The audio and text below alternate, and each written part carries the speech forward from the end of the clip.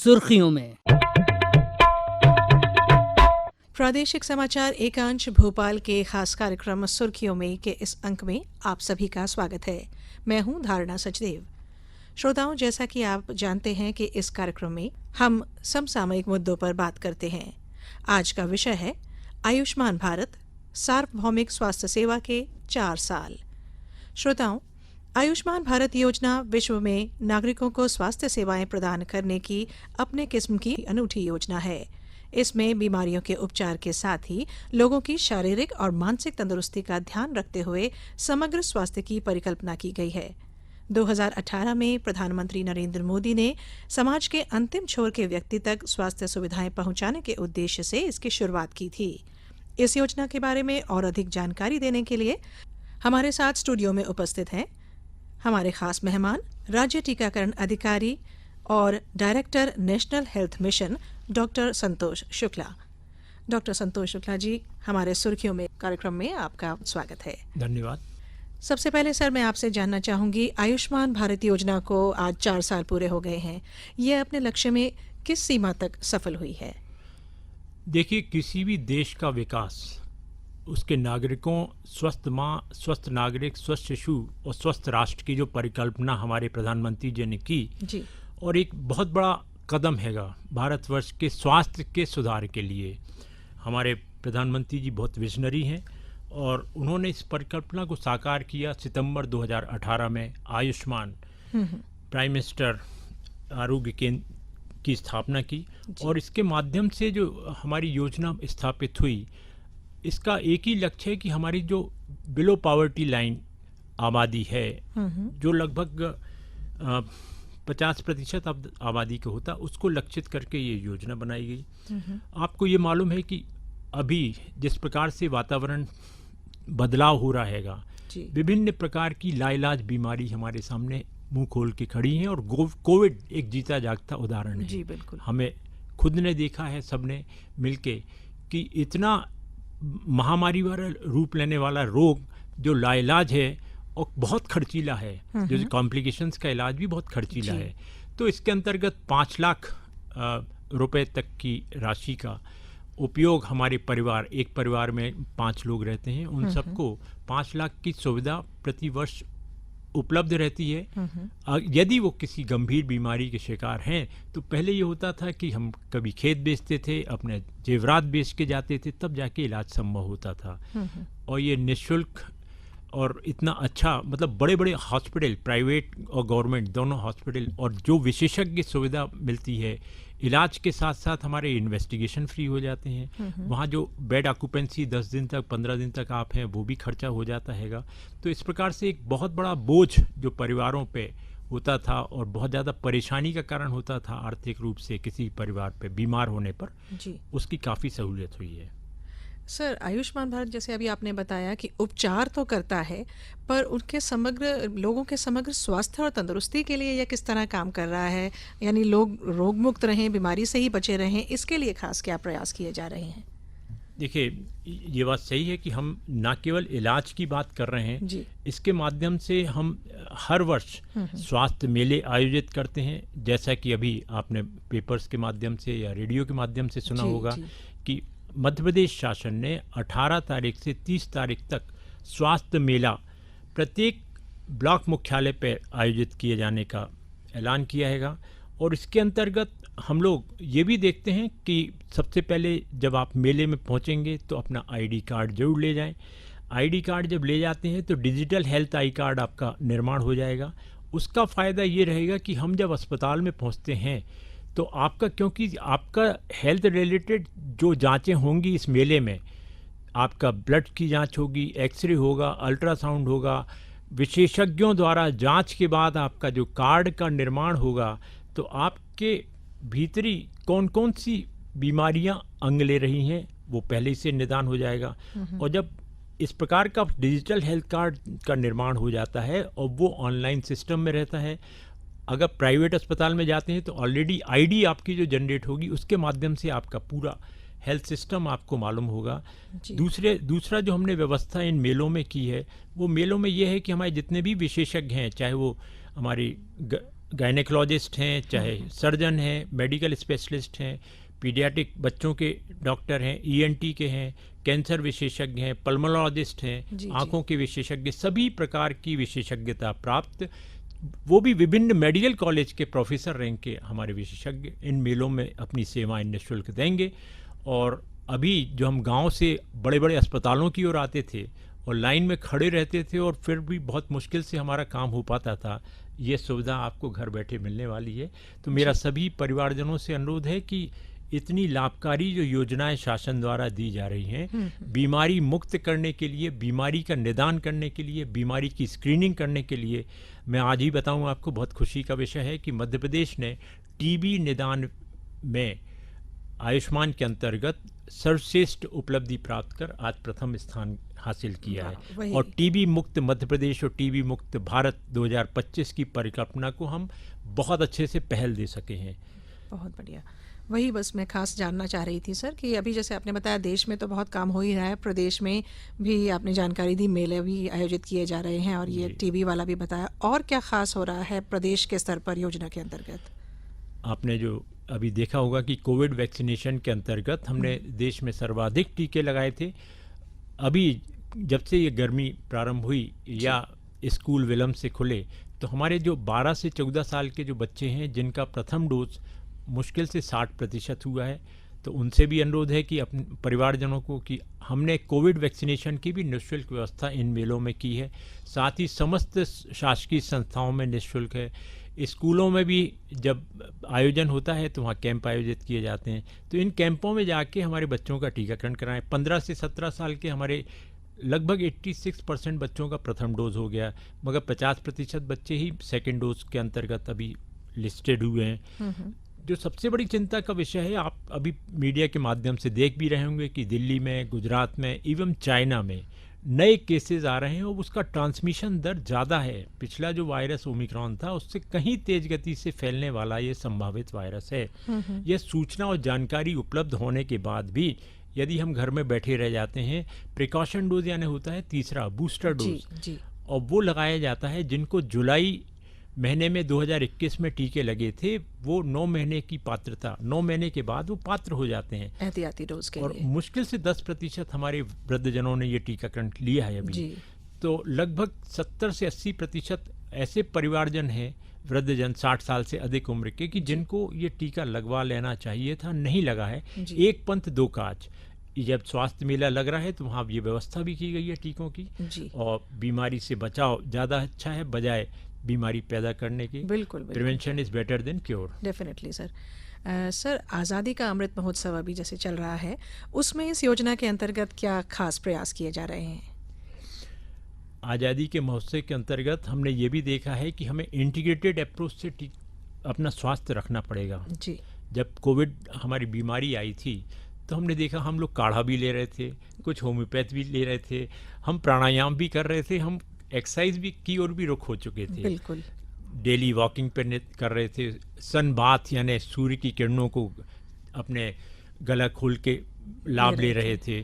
तो हमें समग्र रूप से समस्त जितनी भी पैथी हैं उनका उपयोग करना, और ये हेल्थ मेला जो हम लगा रहे हैं इसके माध्यम से ये कल्पना साकार होने जा रही है। हमने न केवल एलोपैथी बल्कि आयुर्वेद, यूनानी और होम्योपैथ सभी को कंबाइन किया है, सभी विशेषज्ञ उपलब्ध रहेंगे। तो मेरा आप सबसे यही कहना है कि आप संपूर्ण स्वास्थ्य की ओर अब अग्रसर हों। संपूर्ण स्वास्थ्य मतलब होता है, संपूर्ण स्वास्थ्य होता है शुद्ध पेयजल, स्वच्छ वातावरण, पौष्टिक आहार एवं टीकाकरण। तो चारों स्तंभ होंगे हमारे स्वास्थ्य के, इन पे विशेष निगरानी करें, ध्यान दें और रोकें टोकें, एक दूसरे को बोलें, समझाएं और बताएं कि भाई हमारा स्वास्थ्य हमारे हाथ है, आपका स्वास्थ्य आपके हाथ। और आपको अपना संतुलित आहार जब लेंगे और अपना नियमित और संयमित जीवन जिएंगे तो कोई कारण नहीं है कि बीमारी आपके शरीर में प्रवेश करे। बहुत ही सही बात कही सर आपने। सर और चीज़ मैं जानना चाह रही थी कि इस योजना के तहत क्या सभी बीमारियों को कवर किया जाता है? जैसे आपने बताया कुछ दुर्लभ बीमारियां हैं, बहुत से खर्चीले इलाज वाली बीमारियां हैं, क्या उन सभी को इसमें कवर किया जा रहा है? बिल्कुल, इसमें हम लोगों ने मैक्सिमम वो बीमारियां ली हैं जो हम निदान तुरंत कर सकते हैं। NCD, नॉन कम्युनिकेबल डिजीज पे विशेष ध्यान दे रहे हैं। देखिए आजकल जो स्ट्रेसफुल लाइफ है, बहुत तनावग्रस्त हमारा जीवन चल रहा है, उसके अंतर्गत जो लाइफ स्टाइल डिजीजेज हैं, चाहे वो ब्लड प्रेशर हो, हाइपरटेंशन जिसके कारण हो जाता है, और अगर हाइपरटेंशन को नियंत्रित ना करें तो आजकल देखने और सुनने में आ रहा है कि 40 साल से कम उम्र के बच्चे हेमरेज हो रहा है जी। तो ये क्यों हो रहा है? क्योंकि इतना स्ट्रेस है और हमने अपनी स्क्रीनिंग नहीं कराई। देखिए 30 से 35 साल में अब हर एक व्यक्ति को अपना एक बार स्क्रीनिंग यानी सिर से पांव तक पूरी जांच निदान कर लेना चाहिए कि कहीं हमारे शरीर में कुछ उथल पुथल तो नहीं चल रही है, कुछ पैथोलॉजिकल चेंजेस तो नहीं है, कुछ बीमारी ने पदार्पण तो नहीं कर लिया है। और इसके लिए इस प्रकार के जो हेल्थ मेले या हेल्थ स्क्रीनिंग योजनाएं जो चल रही हैं उसका लाभ उठाना चाहिए। प्राइवेट सेक्टर में सशुल्क होता हैगा, गवर्नमेंट सेक्टर में निःशुल्क होता हैगा, और जब मेला लगता है तो सब चीज़ें एक छत के नीचे आ जाती हैं। वही सर मैं वही पूछना चाह रही थी कि स्वास्थ्य मेलों का जो आयोजन होता है उसमें किन बीमारियों का परीक्षण किया जाता है? कुछ खास बीमारियां ही हैं या सभी? देखिए आप उनमें डायबिटीज़ का है, ब्लड प्रेशर का है, हार्ट का है, लिवर का है, जितने भी हमारे अंग हैं उनका टेस्ट हो जाता है, खून के माध्यम से हो जाता है। अगर आपके किसी शरीर में कोई गांठ है, शुरुआती कैंसर है, तो ओरल कैंसर है या स्तन कैंसर है या सर्विक्स का कैंसर है, तो इसमें पैप स्मीयर की जांच होगी, और कैंसर के लिए भी टेस्ट जो होते हैंगे उनका भी निदान होगा। अल्ट्रासाउंड के माध्यम से हम उन महिलाओं में जो गांठ की शिकार हो जाती हैं और उन्हें नहीं मालूम होता है तो उनकी भी जांच करेंगी। और एक्सरे के माध्यम से जो शुरुआती कैंसर या ट्यूबरक्लोसिस या अन्य लंग की इन्फेक्शन है तो उसका भी एक्सरे के माध्यम से पता चल जाता है। तो सभी प्रकार का रोगों का निदान की संभावना है इन कैंप्स में। सर शारीरिक के साथ क्या मानसिक स्वास्थ्य की ओर भी ये योजना कुछ ध्यान केंद्रित करती है? बिल्कुल, हम लोग आपको बता दें कि हमारे प्रदेश में हेल्थ वेलनेस सेंटर लगभग 9000 डेवलप हो गए हैं, सब सेंटर लेवल पर हैं, और साथ में हमारी कुछ PSCs को भी इसमें शामिल किया गया है। शहरी क्षेत्र में अर्बन PSCs को शामिल किया है। यहाँ पे हमने BSc ट्रेंड नर्सिंग स्टाफ या BMS डॉक्टर्स की पदस्थापना की है। उनका 6 महीने का हमने प्रशिक्षण किया है। हर प्रकार के रोगों का निदान और 47 प्रकार की हमने दवाइयाँ भी उपलब्ध कराई हैं। तो उनके माध्यम से सभी प्रकार का ट्रीटमेंट, आपका ट्रीटमेंट आपके गांव में कभी संभावना थी, अब सब सेंटर लेवल पे आपका निदान भी हो रहा है और इलाज भी हो रहा है। तो ऐसी व्यवस्था, और वो भी पूरे समय 7 दिन आपके पास वो OPD सेवाएं उपलब्ध हैं। जागरूक बनिए और दूसरों को भी बताइए कि आपके सबसे पहले एक और फायदा होने वाला है जी। जो हेल्थ वेलनेस सेंटर हैं इसको हमने विशेषज्ञों से जोड़ा है। कलकत्ता से, अहमदाबाद से, दिल्ली से और हमारे एम्स से जी।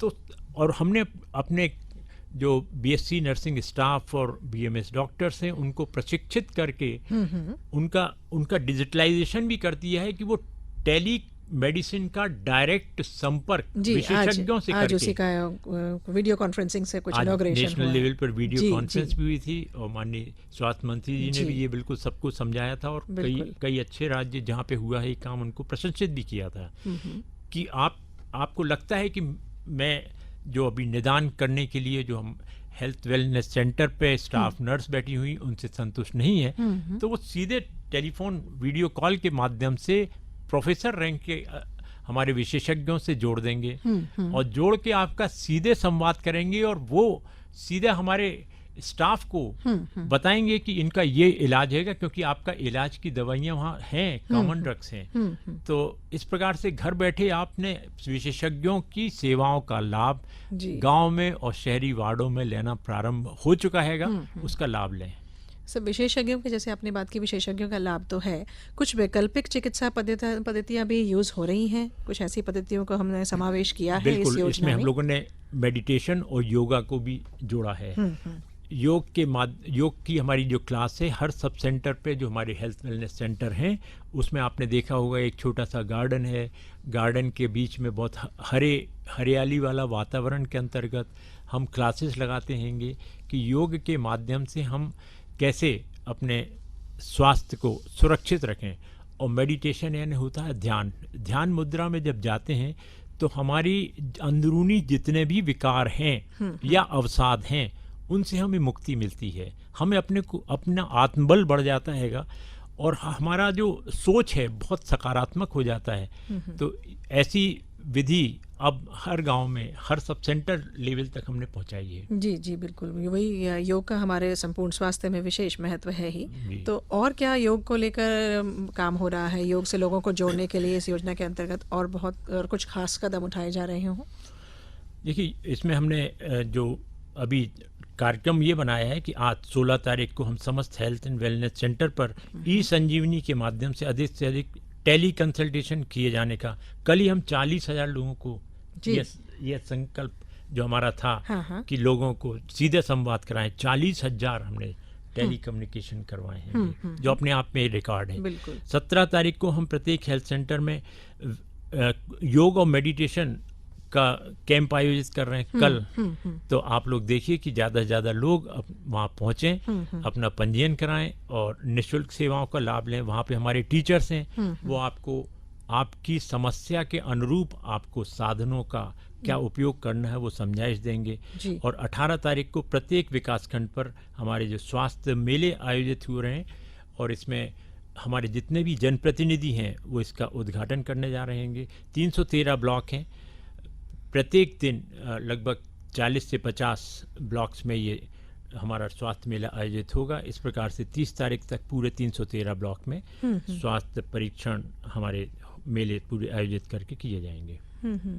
वही सर, जैसे अभी आपने बताया कि इतने सारे योजना के अंतर्गत बहुत सारे मेले और सब आयोजन हो रहा है बड़े स्तर पर अभी मिशन में, तो लोगों तक मतलब बेनिफिशरीज तक ये जानकारी कैसे आसानी से पहुंच सकती है और लोग इसको कैसे आसानी से समझ सकते हैं, उस पर भी कुछ काम हो रहा है? बिल्कुल, देखिए कोई भी स्वास्थ्य के संबंध में जन सहभागिता होना बहुत जरूरी है। और जन जागृति के लिए हमारे पास आशा, आंगनवाड़ी और ANM 3A हमारे स्वास्थ्य कर्मी हैं, फ्रंटलाइन वर्कर, उनको ब्लॉक स्तर पर बुलाकर सभी प्रकार की समझाइश दे दी गई है। जो अभी हमने आपको डिटेल बताया उतनी जानकारी उन तक है। वो वॉल राइटिंग करके घर घर संपर्क करके लोगों को मोटिवेट कर रहे हैं। जिनके टीकाकरण सेकेंड या थर्ड डोज छूटे हुए हैं उनकी सूची बना रहे हैं। ड्यू लिस्ट के अनुसार जो संभावित लक्षण TB ग्रसित हैं उनको मोटिवेट करेंगे। जो किडनी के रोग, हार्ट रोग ऑलरेडी जिनका ट्रीटमेंट चल रहा है उनकी भी लिस्ट बना रहे हैं। हमारे जितने भी सरपंच हैंगे, सचिव हैं, पटवारी हैं, सभी अमला, शिक्षक हैं, सभी लोगों को एक समन्वित प्रयास कर रहे हैं कि इस स्वास्थ्य मेले के माध्यम से हम अपने नागरिकों के स्वास्थ्य को संपूर्ण सुरक्षित करें। जी, मतलब हर छोर पर, हर जगह तक ये बात पहुंचे। आपने 3A बताए सर, उनको फिर से रिपीट कर पाएंगे? आशा, आपको मालूम है आशा हमारी फ्रंटलाइन वर्कर है जी। जो हर परिवार का एक हिस्सा है और घर घर की पहचान हो चुकी है। आशा कार्यकर्ता, आशा जब से हमारे स्वास्थ्य कार्यक्रम में जुड़ी है, जननी सुरक्षा कार्यक्रम के अंतर्गत गर्भवती महिलाओं को टीकाकरण कराती हैं और उनके पोषण आहार की बात करती हैं, उनका खून की जांच कराती हैं, उनका स्वास्थ्य सुरक्षित है, बार बार उनकी चेकिंग कराती हैं।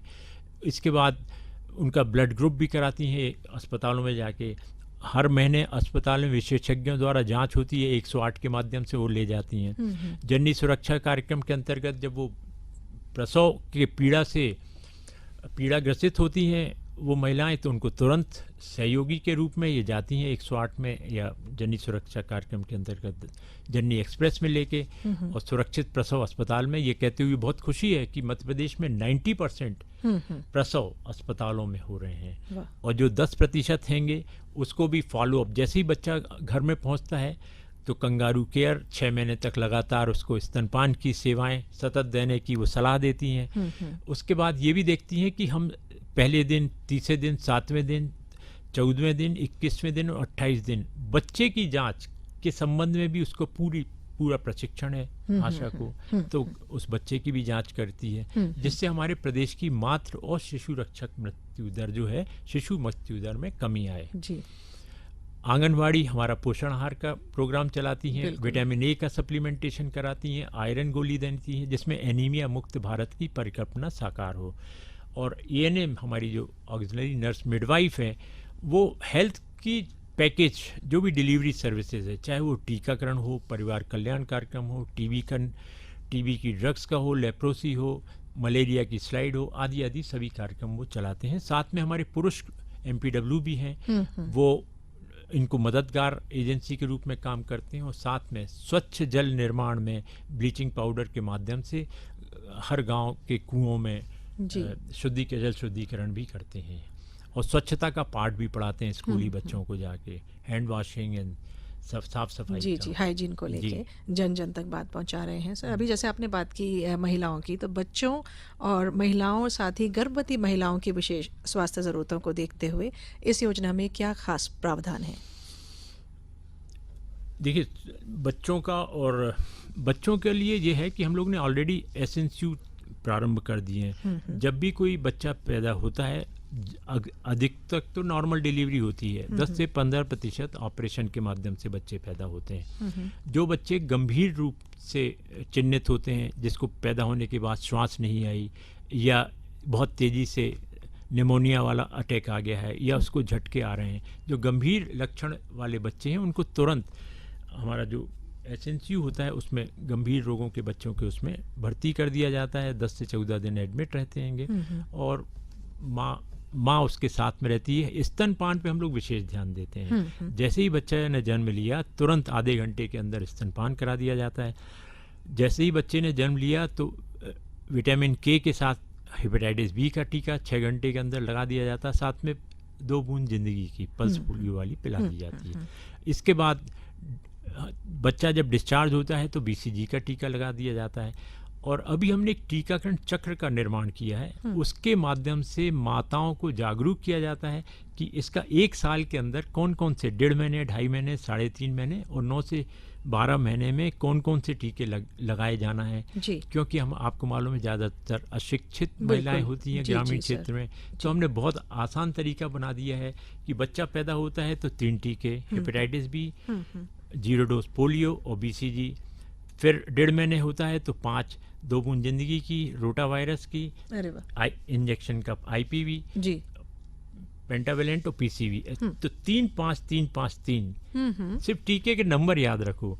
और एक चीज और सिखा दिया जाता है, 5 साल 7 बार, छूटे ना टीका एक भी बार। 5 साल तक सिर्फ 7 बार आना है आपको। पहला तो हो गया आपका जब बर्थ हुआ था तब, फिर 1.5 महीने पे आना है। टीकाकरण केंद्र हमारे या तो आंगनवाड़ी होते हैं या अस्पताल होते हैं सरकारी, जहाँ निःशुल्क टीके लगते हैं। महीने में 1 बार ग्रामीण क्षेत्र में मंगलवार या शुक्रवार को निश्चित दिन, निश्चित स्थान, निश्चित समय पे टीके लगते हैं। तो वो समझाइश इनको दे दी जाती है। और इसका लाभ ये हुआ कि हमारा 11% सुरक्षा दर बच्चों का, अभी नेशनल हेल्थ सर्वे हुआ था, उसमें जहाँ 53% हमारे प्रदेश का उपलब्धि हुआ करती थी, पूर्ण टीके की बात कर रहे हैं, वो 77% पहुंच गई है।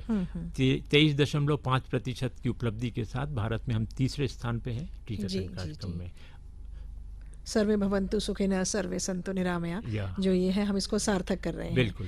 और क्या जानकारी अपनी तरफ से विशेष आप देना चाहेंगे सर? हम ये भी देना चाहते हैं कि देखिए 2014 में हमने पोलियो उन्मूलन किया था आप सबकी मदद से। 2 बूंद जिंदगी की 5 साल के बच्चों को पिलाते थे, और 15 साल की उम्र में किसी बच्चे को अचानक लुंज पुंज लकवा लगता था तो आपके माध्यम से सूचना मिल जाती थी, और हमारे यहाँ की टीम जाके उसका निदान कर लेती थी। मल परीक्षण करके वायरस है कि नहीं उसके शरीर में, ये बता दिया जाता था। और वो बड़ी कारगर रही, और हम लोग ने पोलियो का अंत कर दिया। एक विकलांगता का सबसे बड़ा कारक बनता था, पोलियो बीमारी खत्म कर दी। 2015 में एक चुपचाप बीमारी हमारे देश और प्रदेश से एकदम से सफाया हुआ है, वो है मदर न्यूनेटल टिटनस। टिटनस का जो बीमारी था, हर वो बच्चा जिसकी माँ को टीके नहीं लगे हैं टिटनस के, अगर जन्म लेता है तो अचानक 3रे दिन, 2 दिन तक तो ठीक रहता है, 3रे दिन उसका मुंह जकड़ जाता है, शरीर अकड़ जाता है और झटके आने लगते हैं और 105 बुखार हो जाता है। और वो बच्चा बेहोश नहीं होता है, पूरे होश में ये सहता है, पूरी हड्डियां और मांसपेशी उसकी चकनाचूर हो जाती हैंगी, इतने दर्द के साथ कराते हुए वो मौत के घाट में जाता है। और एक अपील करके ऐसा लगता है कि जा रहा है इस पूरे धरती के लोगों को कि मेरी माँ को अगर आपने 2 टीके लगा दिए होते तो मैं आज इस प्रकार से अपना अधूरा जन्म लेके नहीं जा रहा होता। इस प्रकार की जब हम लोग ने अपील हमने परिवारों तक पहुंचाई और उसका बहुत अच्छा असर हुआ है कि हमारे प्रदेश में और देश में अभी ये हालत हो गई है कि पोलियो, ये न्यूनेटल टिटनेस तो ऑलमोस्ट समाप्त हैगा। एक बीमारी अभी हमें आप सभी के सहयोग से खत्म करना हैगा, वो है मीजल्स, जिसको आम भाषा में छोटी माता, ये माता नहीं है, आपको फिर बता दें, ये देवी प्रकोप नहीं है।